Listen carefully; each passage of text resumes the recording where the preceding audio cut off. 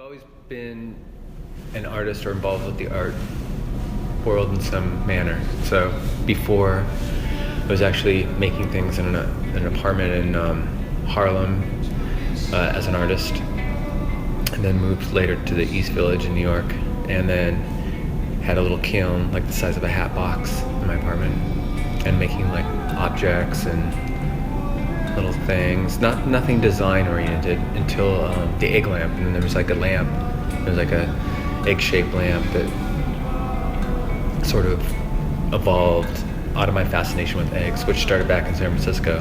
So the obsession with eggs was like 15, 20 years, maybe 10. I was living in Northampton for 14 years, and I had a studio in East Hampton. I worked in a professional job, mostly real estate and development, but I had always had my workshop, my wood shop, and I got divorced. My mother, it's funny, my mother said, she never expected that I would get married because I was gay, but I'm a married gay male that's divorced already. But anyway, the new world. So I packed up from Northampton and I moved down to Florida. I leased a workshop, and for 2 years, that's pretty much all I did in my little workshop. I was fortunate enough to have a weekend spot that I could relocate to from the city. It was in the middle of the woods and on a creek. It was beautiful, peaceful.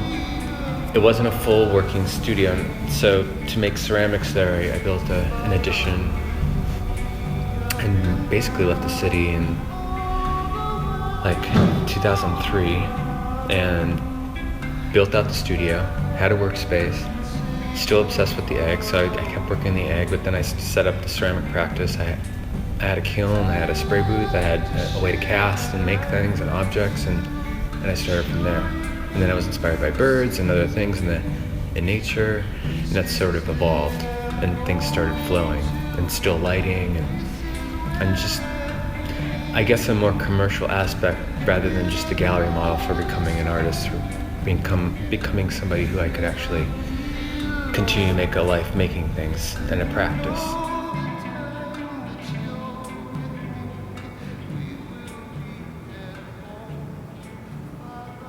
I'm Jim Schatz. And I'm Peter Souza, and we are J. Schatz. Yeah.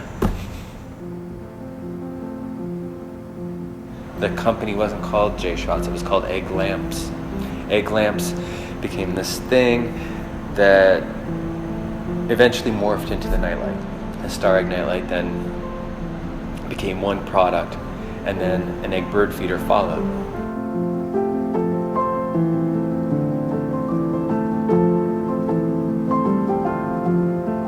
I wasn't trained as a ceramicist, and I wasn't trained in design, so to speak. I was trained more as just an abstract conceptual artist. Not being trained in a different way has allowed us to use it as a medium to express ourselves in it, I think, initially in a different way, or a way that was just well, I had never seen anybody do anything that we had done before. I mean, we were just making it up.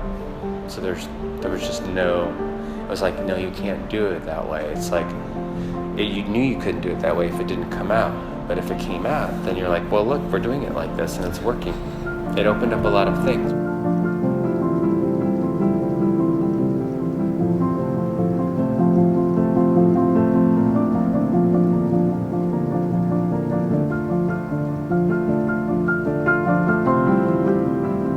We have a designer approach us, and to some degree it's kind of a collaboration.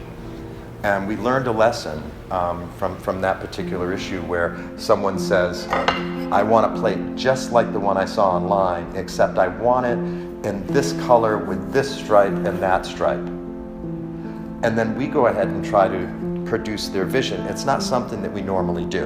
And we came up with this thing that just happened, but that we couldn't replicate. So I'm not. So the lesson learned, I think, is that if someone asks for something, instead of trying to make a whole bunch of prototypes for their acceptance, what we are going to do now is, this is what we think is beautiful. Do you like it?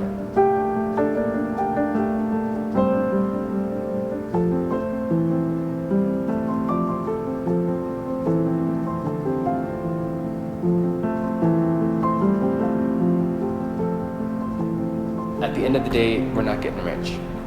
We don't want to get rich. We just want to sustain us. And we want to sustain design. Well, and we see, want that's to the sustain thing. what we do. We're living the life. And to us, it's not about making $1 billion. It's about making things and being a part of community, and we're grateful for that.